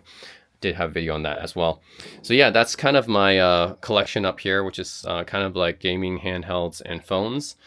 Modern phones, that is, right? My older, more retro phones are in my shoebox. Those only come out for collection videos. Down here, we have mostly laptops, and some of these are pretty vintage laptops. That's because like there's really nowhere else to put it, because those shoe boxes, they can store a lot of phones and stuff, but they really can't store a lot of laptops, not big ones anyway. So a lot of the older laptops here that are just big can't really fit anywhere else. That's where they end up around here. So it's really kind of my overall laptop collection, not just modern ones. So let's go over them. This one is a Google Pixel Book. So it's a Chromebook. And yes, Google made a laptop. I don't think they make laptops anymore, but this is the last laptop that they made back in 2017. It is a Chromebook. Very stylish. It's actually considered very high-end when it came out. It's considered very high-end Chromebook. It's convertible and everything, so it converts into tablet mode. Very light. It's only 2 pounds. Very slim, too. Just look how slim it is. So it's probably one of the... it was considered a very upper luxury Chromebook when it came out, as an oxymoron, like that sounds. It is a luxury Chromebook. This is the iPad Air. I got this back in 2013, so it's over 10 years old. I still have it today because I'm not able to sell it. I can't, because it's been etched with my name on it. Literally has my name on it, so I cannot sell it. So unfortunately, I should not have etched my name on it, but because I did, it's impossible to sell it. So I had it since 2013. This is the Lenovo ThinkPad X240, which I've had since 2013 as well. Very old laptop. I'm not able to really sell it for much because, yeah, like what can I really get for this, right? It's a really old laptop. It's over 10 years old. Still keep it. Yeah, just because I don't get any value out of selling it. I don't think anyone really wants this, so still have it. Here, this is actually a cool laptop I got from Japan. This is a Panasonic CV7. So this laptop, yeah, really cool design, right? With the trackpad, circular trackpad, Japanese keyboard, because it was sold in Japan only. What's really cool about it is that it has a Blu-ray drive right here, in addition to have like a shit ton of ports, because it's a Japanese business laptop. So I just thought it was really cool. I mean, it even has VGA.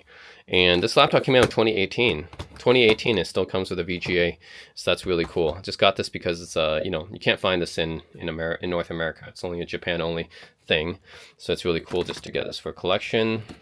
Have a ThinkPad X61 here, which is the last laptop that ThinkPad or Lenovo made with a 4:3 display. Actually has a latch, so I'll do a latch here, and as a 4:3 display, yeah, 4:3 aspect ratio.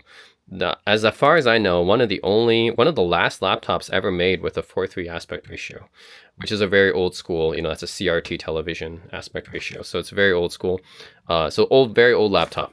But it's cool that it has that. And a lot of people really like these old ThinkPads, very highly regarded. I mean, the thing's just a brick.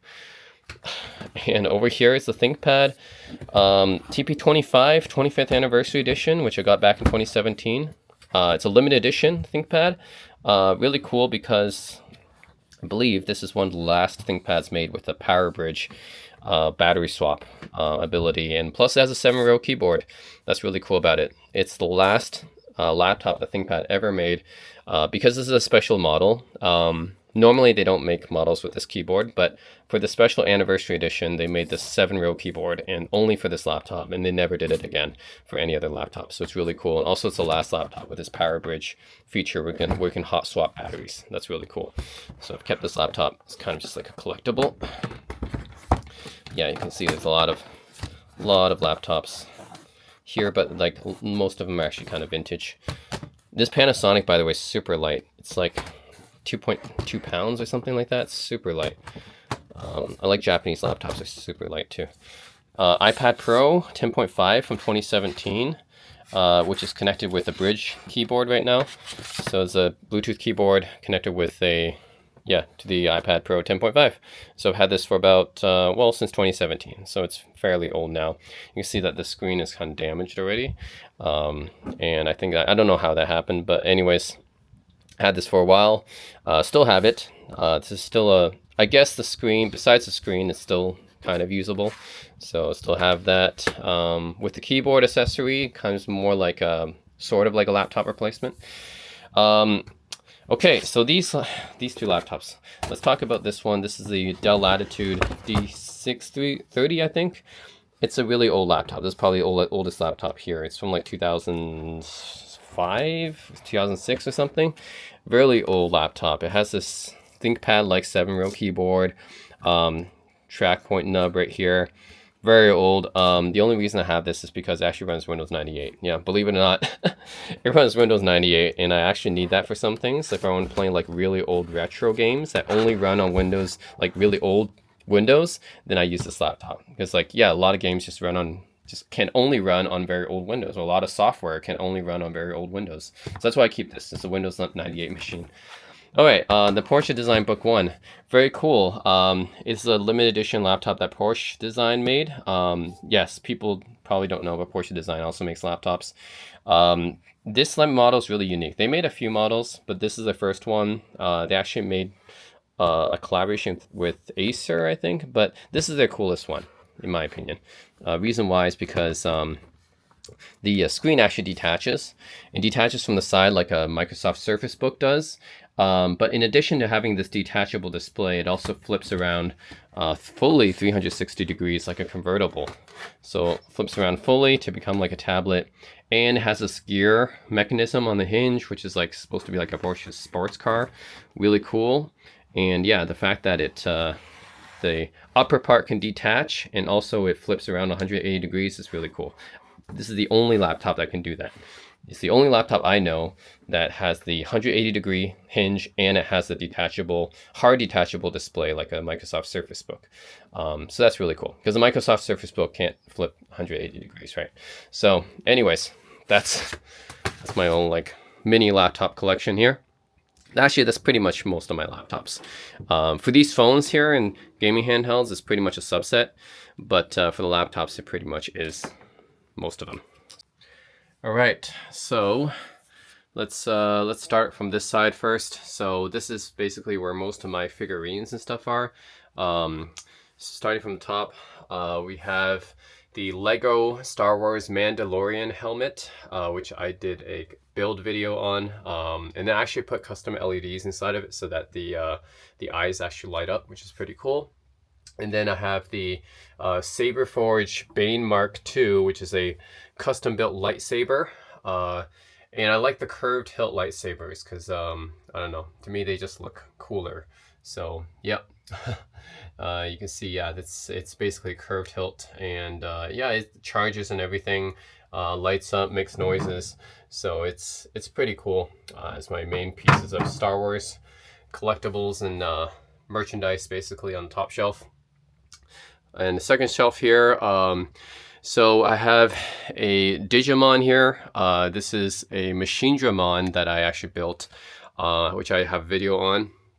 So yeah, basically I built this from parts and stuff, from parts kit. Looks really cool. Just a really cool looking Digimon.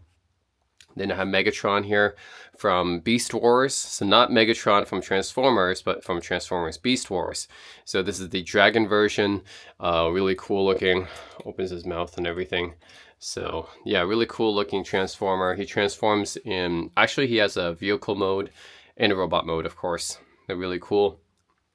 I'll also have a video on him as well. And in the back there you can see there's a Diablo statue, which I got from Blizzard. That is a resin statue, totally resin. Very high quality, actually very big figurine. Yes, that's a Diablo statue at the back. Nice resin statue. And Dragon Ball Z character Broly, which my friend gave me. Still have it here. It's a pretty big figurine. But yeah, that's the second shelf here. A lot of collectibles. You can see. And then third shelf here, a lot of anime game figurines here as well. So actually, like, this is another Beast Wars Transformers character. His name is Rampage. He's a robot that transforms into a transmetal crab and also has an alternate tank mode, which is really cool. So yeah, also really cool character in addition to Megatron. The back, Spider-Man. This is the Avengers version with his custom suit that Tony Stark made him, which is similar to a Dr. Octopus suit, I guess. I have, this is again Makis Chris from Steins Gate, as you can see on the poster right there. Same character, just that's her in the figurine form. This is a Kotobukiya figurine. Back there, Jimi Hendrix, one of my guitar heroes, of course, is the back. It's a Knucklebones statue, pretty high quality. So yeah, Jimi Hendrix is one of my, I guess, heroes, along with, you know, Bruce Lee and stuff, especially when I'm playing guitar, right? Really awesome guy, guitar legend. I have an Omnimon here, a Digimon, who I also constructed and did a build video on. Not quite as complex as the Machine Dramon. Obviously, Machine Dramon's bigger, but yeah, I mean, like Machine Dramon's is really cool looking. Omnimon's also good, but not quite as complex. But anyways, he's here. I have Noir. This is from Hyperdimension Neptunia. It's a video game JRPG series. So I have her, I guess, is a cool, like a typical anime looking figurine here. Tifa from Final Fantasy VII Remake. This is the remake version. As you can see, her outfit is and appearance is from the FF7 Remake. And this is from Play Arts Kai. So it's a pretty high quality figurine. A lot of people love Tifa, one of the iconic video game characters. All right, down here, more figurines. We have Jimi Hendrix again, but as a Funko Pop figurine. We have some Star Wars figurines here. These are the main three races: Marine, Protoss, and Zerg, represented by, Terran, Protoss, and Zerg, represented by the Marine, Zealot, and Hydralisk. And a Starcraft battlecruiser here as well. Iconic vehicle from Starcraft. And some of the figurines here. This is Noelle Vermillion from Blaze Blue. She's from a fighting game. That's a fighting game, but has visual novel elements. And yeah, it's basically, I call Blaze Blue like a visual novel that also is a fighting game. So that's Noelle Vermillion. I have Sumika from Muv-Luv here, which is also a visual novel series involving mechs. So that's from the collector's edition. And I have Gundam Wing Zero Custom here from Gundam Wing. So Gundam Wing being the very first Gundam anime series, I guess, that Westerners really knew about. Yeah, okay, there we go. That's the Wing Zero Custom. Actually, it's from the movie, some Gundam Wing Endless Waltz. And then I have a tank back there from Valkyrie Chronicles Collector's Edition. An unboxing of that. Gohan here, Super Saiyan 2 Gohan. One of my favorite characters when I was a kid. Of course, being a big Dragon Ball Z fan. There's Lucina here from Fire Emblem Awakening. One of my favorite Fire Emblem games. Yeah, it's right there. And I mean, it's a JRPG, tactical RPG. And then this Fallout bobblehead here from the Fallout series, and two custom bobbleheads that I had custom made for me from my pictures. One of them both of them playing guitar, actually. One of them when I was still wearing glasses. Johnny Gat from Saints Row right there. Duke Nukem, that came from the Duke Nukem Forever Collector's Edition. And Mega Man X from Mega Man X. So, I mean X from Mega Man X, I should say. Yep, another beloved video game figure. All right, and last shelf here. I have 2 big Gundam figurines here. These are the master grade models, not perfect grade, but master grade.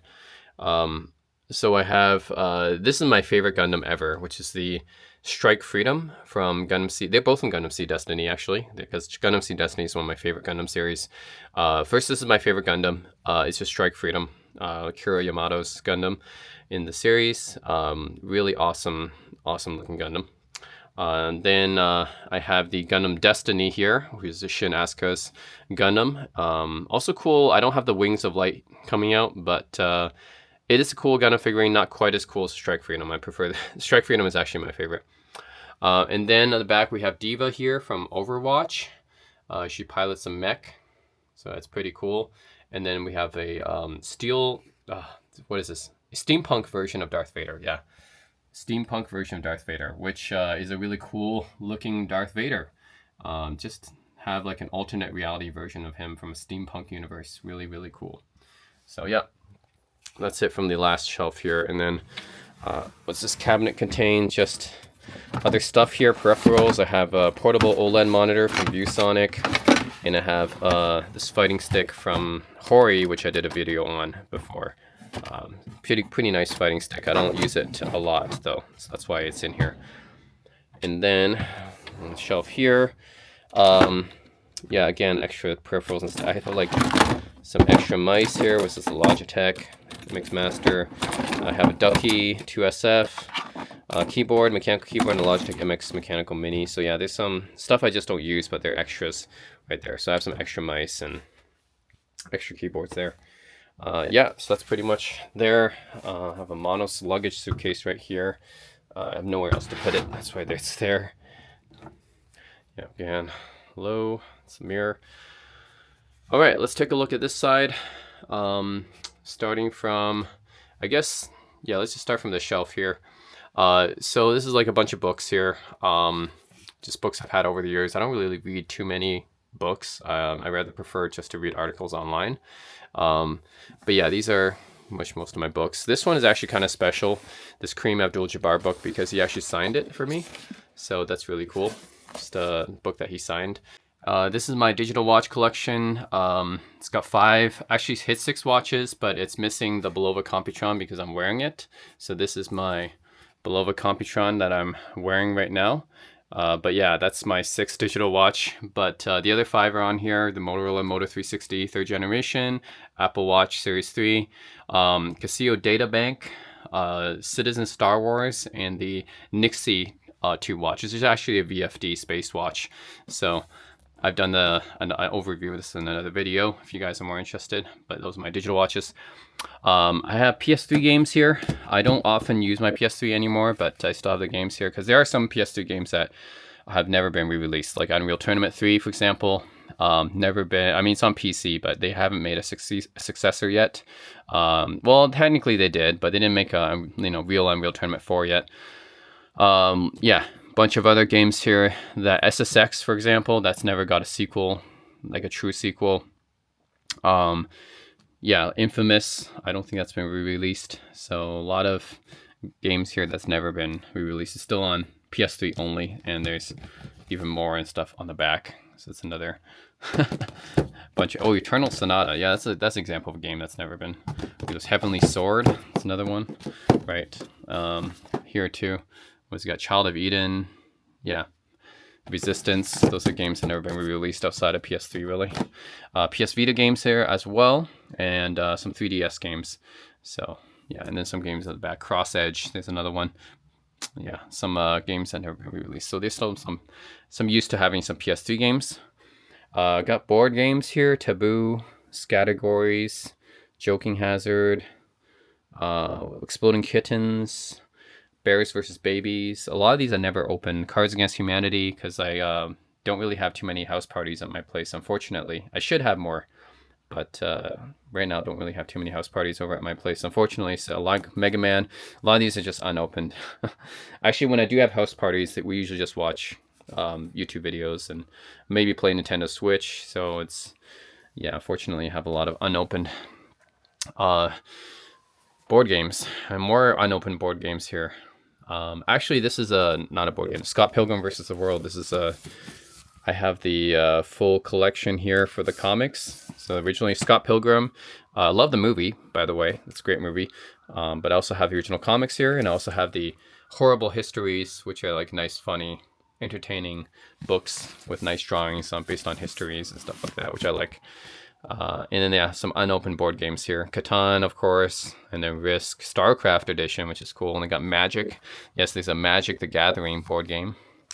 I got more books down here. So I got History of Hi-Fi. This is like obviously related to my hobbies and interests, right? Which I have a lot of. High-end history of high-end audio design.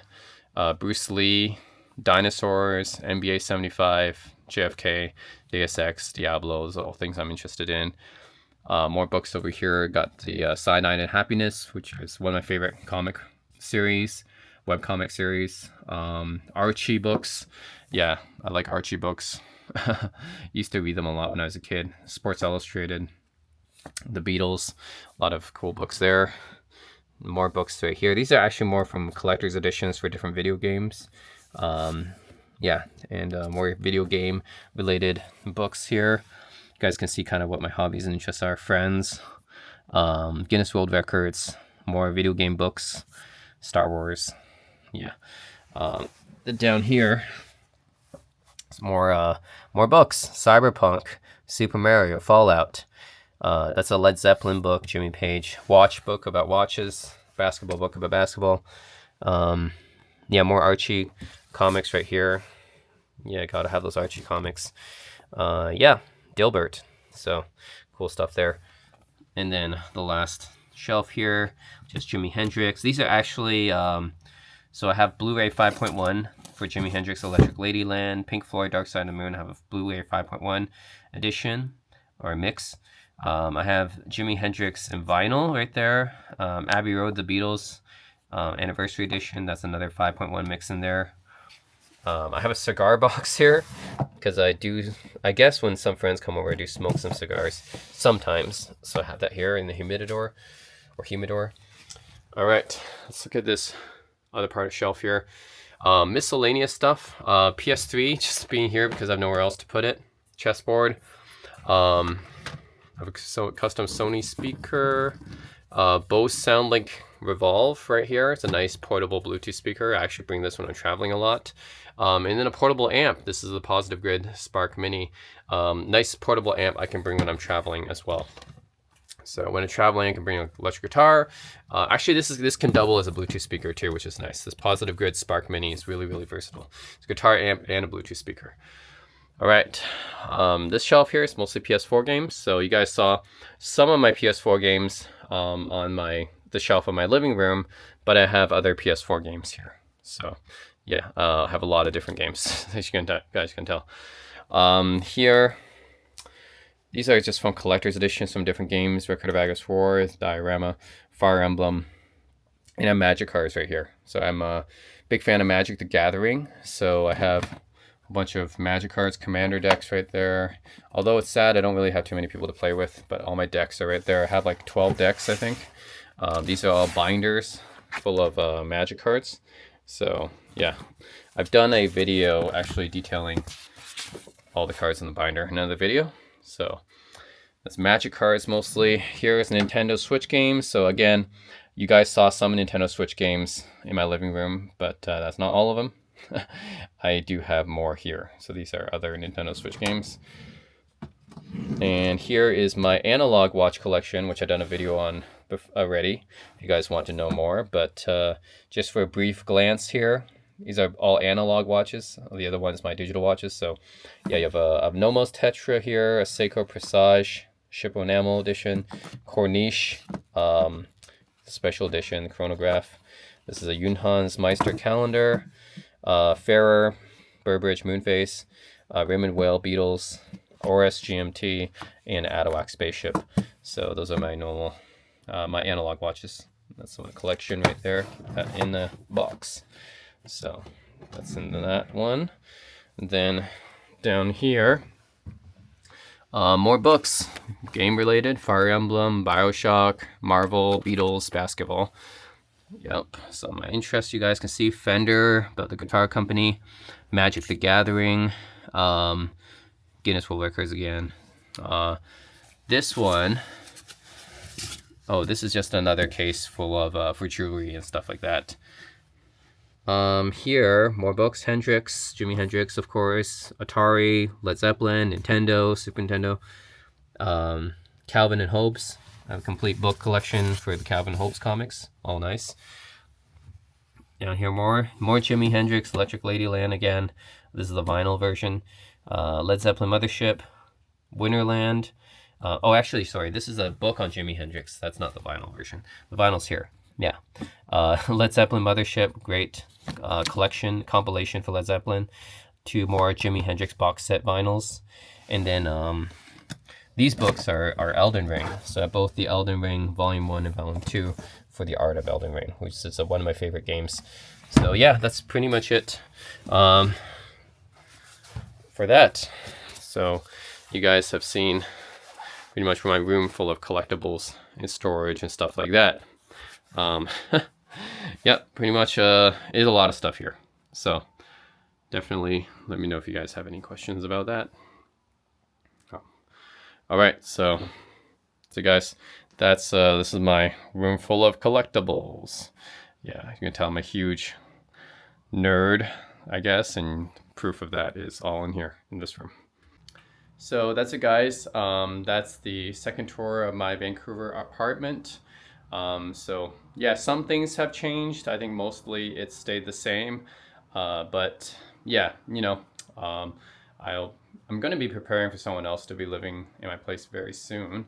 So this is probably the last video I can probably do just of myself living in my apartment. So I thought that's why I would just make a video like this, kind of like a last video of sorts of being single, living in my apartment. Won't be that way for very much longer. So that's it, guys. Let me know if you guys have any questions or comments about my apartment or anything in my apartment. And yeah, that's it. Yeah, hope you guys enjoyed this video. I know it's longer than I wanted it to be, but try to be brief when explaining a lot of these things. But yeah, it ends up being long anyways. So yeah, that's it, guys. Let me know if you have any questions, comments, and as always, thanks for watching.